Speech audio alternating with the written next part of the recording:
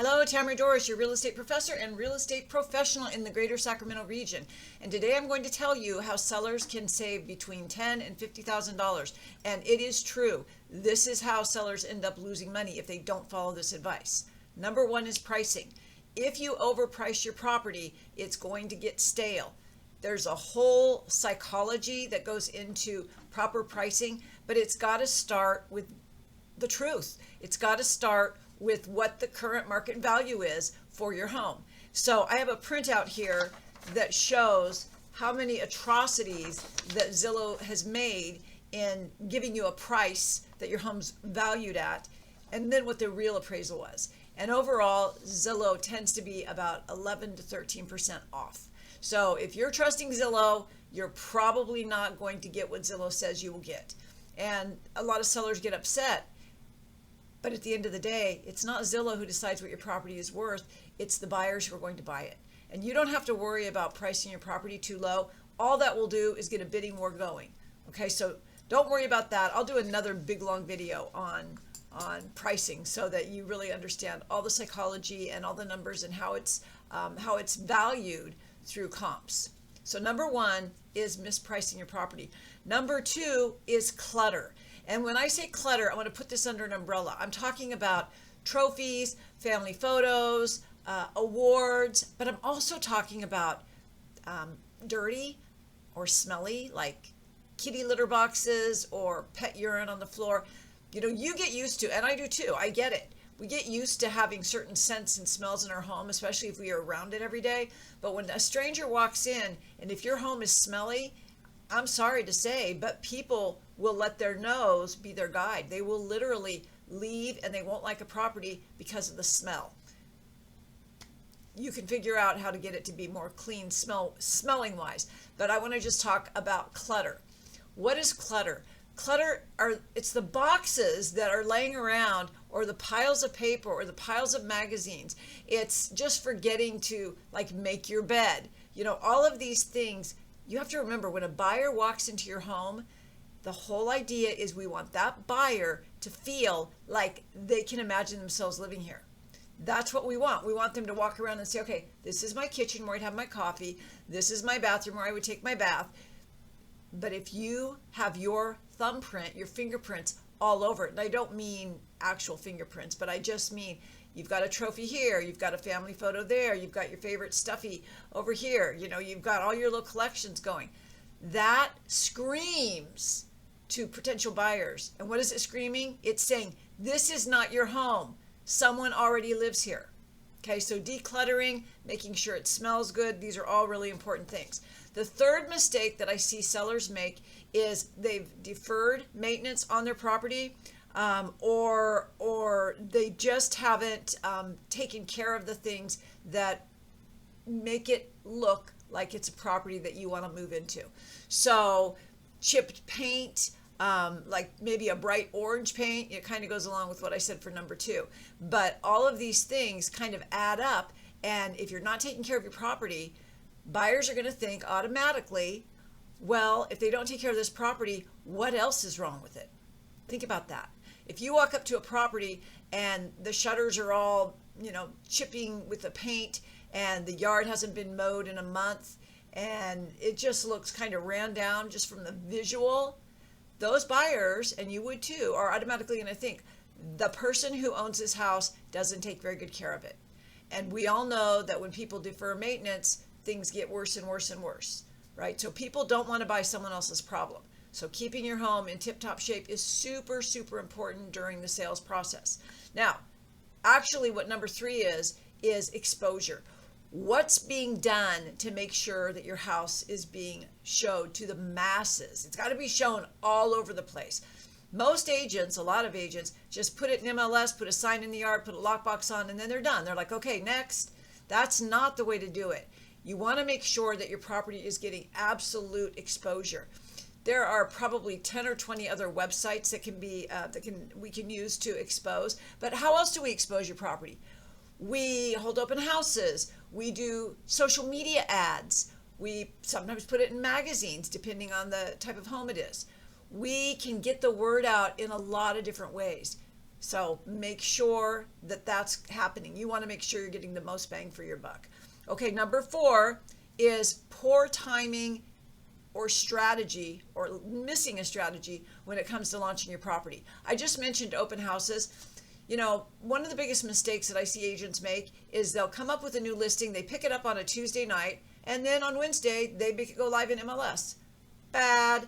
No, you're not a midweek seller. You're not a midweek, oh, hi, this is just going on. No, you want to create anticipation and excitement.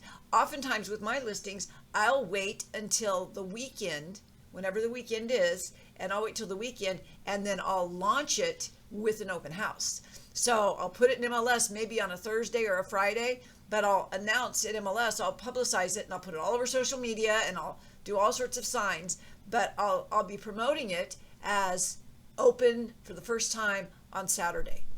So everyone who wants to see it has to wait until then. And that's just one strategy, and I don't do it every single time, but it's really, really important that you understand as a seller, your first 7 days, money. That's the goal, the first 7 days. So we don't want to just lazily put it in MLS and say, okay, this is on the market now. We want to make a little bit of hype about it. We want to make a big deal about it because it is a big deal, right? So the first 7 day strategies, really, really important. Buyer's demand equals more offers, bigger offers, better offers. Okay, number 5, you got to say it, hiring the wrong agent. And I am not at all trying to say that there are not a lot of good agents, especially in the Sacramento region. We do have some good agents. And I am going to say that because I've been teaching at American River College, new real estate agents, how to sell houses, how to work with clients, how to be ethical, how to be non-discriminatory, how to fully disclose. So I know that agents who took my classes are going to be just a little cut above perhaps. But again, not throwing rocks, not saying that anybody's a bad agent, but if you don't hire the right agent, there's a good chance that they won't listen to the other 4 things I just rattled out. If you ever go and have an appointment with a real estate agent and they tell you, okay, what do you want to ask for your house? And you're like, I want $600,000. And they're like, okay, cool, let's write it up. And that agent has not prepared a listing presentation where they have pictures and photos and comps to show you if that price is correct or not. And the agents that will take a listing that is completely overpriced, they're not your friend, because in the long run, the property's not going to sell, and they're not going to close on your house, and you're going to be really mad, but you were under the mistaken promotion of Zillow thinking that, oh, this home is valued at $600,000 when maybe it's really valued at $550,000. And so allowing an agent to list it just because they wanted to get the listing and overinflate the price, now it's going to become known as a stale listing. And it's not going to sell. You're going to hear crickets, and you're going to wonder, where's everyone out? Why aren't people coming to my house? Why doesn't anyone want to buy it? Because if you overpriced it out the gate, it's going to sit there. It's going to be like a Kmart blue light special, and you're not going to get people to come look at it. No one's going to come to the open houses. You're not going to get anything out of it, what you planned on getting out of it, just because of that misstep, the overpricing and the improper strategy of launching and the lack of exposure. Okay, so hopefully I managed to say all that in several minutes, but I really, really want to be super clear that all of these things, if not done correctly, can end up costing sellers upwards of $50,000. And I want you to really think about that number. That's your equity in your home that you've worked so hard for to build. You don't want it just to be lazily, oh, well, you don't need that extra $30,000. That's not fair. That's your money. That's your wealth. That's your equity. So hope you make note of these. I'll say them one more time. Do not overprice. Zillow is not your friend when it comes to pricing. Get rid of the clutter. Make sure everything smells nice and pretty, and make sure that you are doing your maintenance. Don't let things slide just because you're moving, because that screams to the buyers, I don't care about this house. And that's not what we want, right? Poor timing and your launch strategy, make sure that that's done properly and well. And then finally, make sure you hire the right agent for the job, okay? So if I can help you with this endeavor, if you are in the greater Sacramento area, just click the link below and let's set up a time for a Zoom call. Now, a lot of people will say, how can you do a listing appointment on a Zoom call? But here's what I want to tell you. First of all, unless the seller is like, yes, I'm going to list my property next week. During the exploration investigation stage, you're just kind of thinking about it. Maybe you don't want to have someone in your home yet. Maybe you're not ready for that level of commitment, right? So I have found that a Zoom conversation is really nice because here's what we can accomplish on our Zoom call. You can have your phone or your laptop and you can actually walk around the house and you can show me some things. You know, I have this really strict policy that I will not price a property unless and until I see it. And I still will reserve my final price of what I think. You're the boss, but if you are way off from what I think, then it's not going to work for either of us. But let's just say, I think this is a range for your home. And then you show it to me and mentally I say, oh, well, that's super nice. Oh, well, maybe we can go to the top end of this range. Or could be the opposite. It could be, ooh, that really needs to be fixed, and ooh, that has to be painted. Then it would be at the lower end of the range. And I will be absolutely honest and I will tell you. It depends on your situation, but I would tell you, I think that room really needs to be repainted before you list. You know, and so we can get a lot of the hard work out of the way just by a simple Zoom call and taking your phone or your laptop and walking me around the process. So it's kind of like a great first date, and then I can tell you a little bit more about working with me and what my plan would be for you and selling your property. And then if we want to take it to the next level, then I can come out and see your property. The one thing I can't do on a Zoom call is smell it. And I don't mean to overemphasize smelling, but if you've ever walked into a home that's had lots of heavy cooking, like fish orders or eggs, it really, really messes with your senses, and it affects people when they walk in. I have seen people who said to me, I've had so many people say to me over the years, oh, that house smelled like smoke, or oh, that house had a fishy smell to it, or oh, that house smelled like cat potty, right? So we have to be careful and conscious about that.